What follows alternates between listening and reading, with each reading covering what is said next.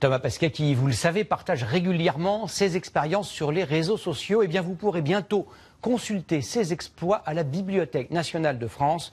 Depuis quelques années, elle constitue une immense collection numérique, visite guidée très surprenante, signée Michel Izard et Nicolas Belmont. Pour expliquer ce qui se trame aujourd'hui dans les entrailles de la Bibliothèque nationale de France, où sont conservées toutes les publications depuis la naissance de l'imprimerie, on parle de raffinerie numérique. D'un côté, on fait des copies digitales d'ouvrages rares et anciens. D'un autre côté, on engage un chantier vertigineux. C'est la mission de la BNF, conserver pour les chercheurs aujourd'hui, mais pour les chercheurs de demain, l'essentiel de ce qui a été pensé. Aujourd'hui, il y a une part importante de cette production qui se fait sur le web. Donc nous conservons le web. Pour expliquer comment on engrange ce patrimoine par définition immatériel et souvent éphémère, on parle de moissonner sur Internet. Chaque année, on fait une photographie de l'intégralité de l'Internet français. Ça fait beaucoup?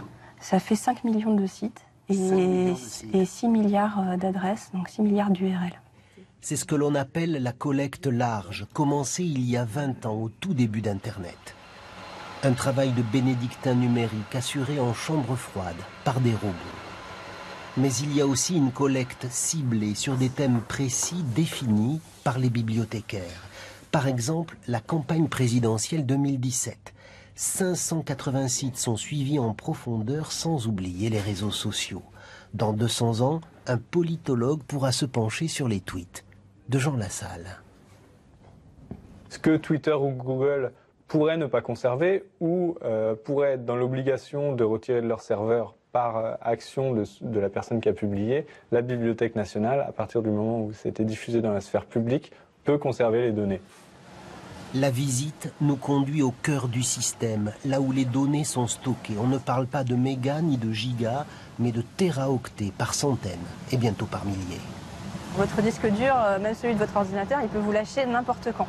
Alors cette bande magnétique, elle, on sait qu'on peut lui faire confiance pendant plusieurs années, 5 à 8 ans.